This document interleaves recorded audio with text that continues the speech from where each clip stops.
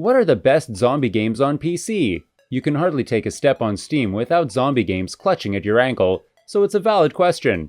Don't dismiss the entire genre just because there's a load of brainless clones though.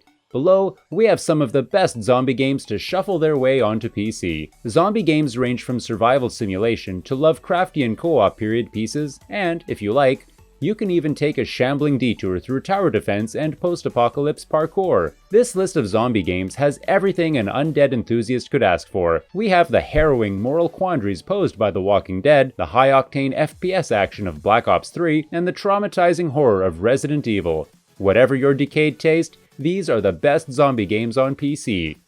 Resident Evil. No list of zombie games would be complete without Resident Evil.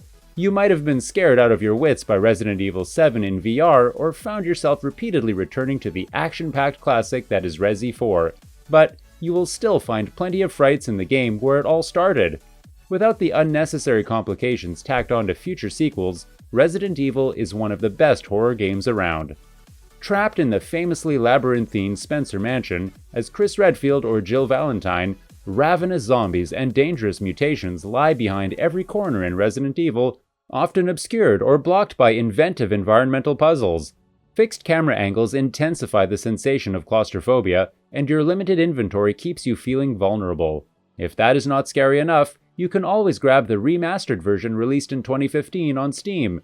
This is a remake of a remake, however, which adds new environments, scenarios, and surprises to ensure Resident Evil is every bit as scary as you remember it.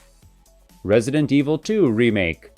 While the first Resident Evil game delivers the bulk of its terror through its haunted house setting, the stunning remake of Resident Evil 2 makes the zombies the star of the show. These are the most horrifying undead shufflers the series has produced so far, with each one's warped, bloody face telling a story of how they got infected. Like in all the best zombie games, Resident Evil 2's lurching horrors move unpredictably, snatching and swiping at you while you miss shot after shot in panic.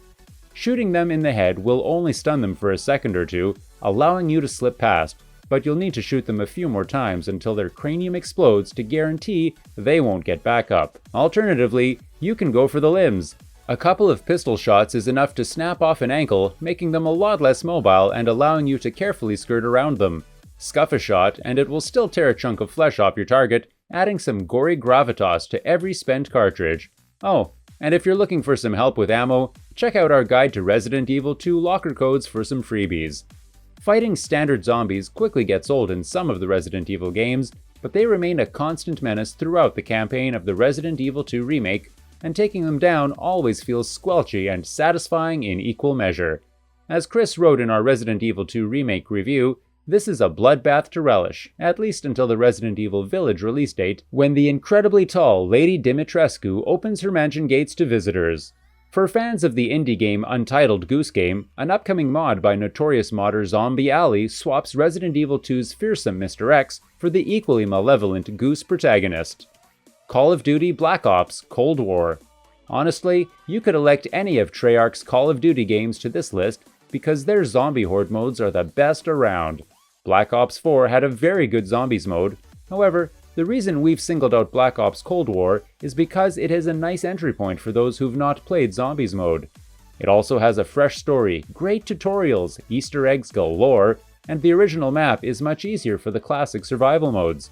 There's still tons to sink your teeth into, and the reception from those who have played it has been more positive than prior installments.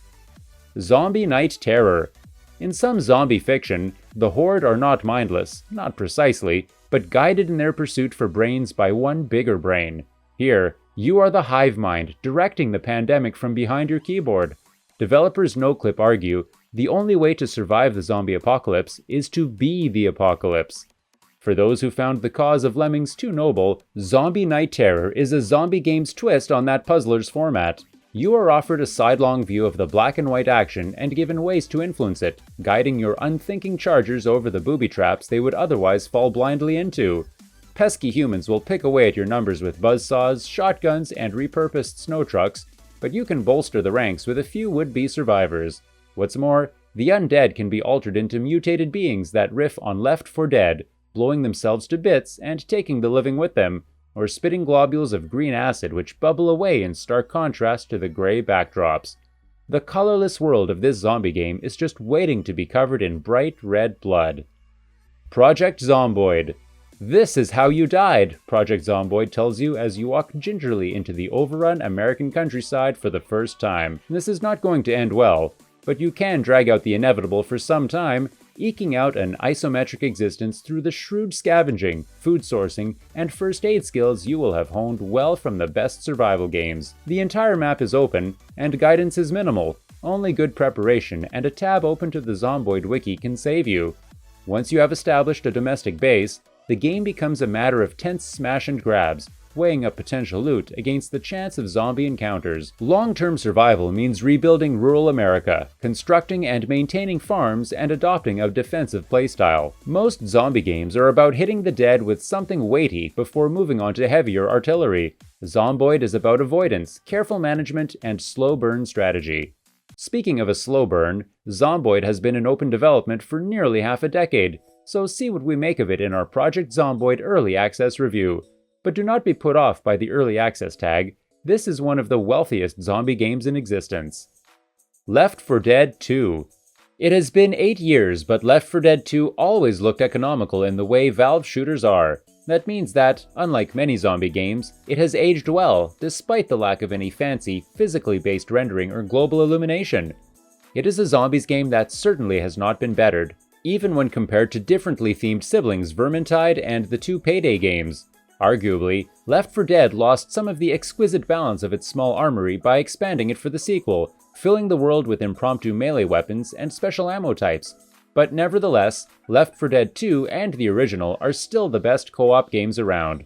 While some post-apocalyptic scenarios default to a standard version of zombiedom, we have long been desensitized to. Left 4 Dead 2 presents a world in which normality is all too recent. Though cities have emptied out after waves of evacuations, humanity feels close enough to touch thanks to the messages scrawled on the walls of safe houses. There is a unique warmth here too. The cultural influence of New Orleans and its environs seeps from the swamps to the streets and into the soundtrack. Days. Despite an arguable abuse of the concept of early access stretching backer patience to the breaking point, there is more than enough to standalone Days to remind you why the mod garnered all that goodwill. You will still endure that nervy survival phase, flitting from greenhouse to gas station to gather gear and avoid conflict. Days is one of those zombie games where the ravenous undead is not what haunts your every step. You will still have those Cormac McCarthy moments on the road, scanning a stranger for clues as to their intentions. Once you are subsisting on soda and scraps, however, Days opens up. That greenhouse becomes a proper farming plot. It is enough to keep you and passing traders alive. At this stage, banditry is no longer Days' default. There is potential for trading centers, large-scale farms, and stable villages. Unfortunately, we are a few updates away from the post-societal civilized dream, and over time, the bugs and performance issues can chew away at your enthusiasm. But Days is not just a survival sim anymore, it's also a living sim. Dead Island. It is not an especially pretty or polished game, but Dead Island remains one of the best zombie games on PC. With its first-person shuffler bashing and 4-player co-op, it is tempting to compare Techland's first zombie game outing to Left 4 Dead 2, but it is what Dead Island borrows from Fallout 3 that makes it compelling. The island in question is a small one, off the coast of Papua New Guinea, and its undead residents are hungry to scupper your hard-earned holiday. Any narrative interest begins and ends here, but after you have waded through a dull first hour, this tiny Oceanian island opens up to reveal a world of impressive scale. Still, a big world is meaningless if the zombies are not fun to mutilate. Thankfully, combat and RPG-light progression are engaging enough to keep you going. You will start with melee-based weapons, but later, you will happen upon throwable knives and machetes, allowing for satisfying one-hit kills. Despite Dead Island and quasi-sequel Riptide getting the remastered treatment in Dead Island Definitive Edition, some bugs are still buried away, left over from the original release. And don't hold your breath waiting for the sequel either. Dead Island 2's development has been troubled. Thanks for watching, and if you had fun, like, share, and subscribe. And leave a comment below which one game you have played from the list.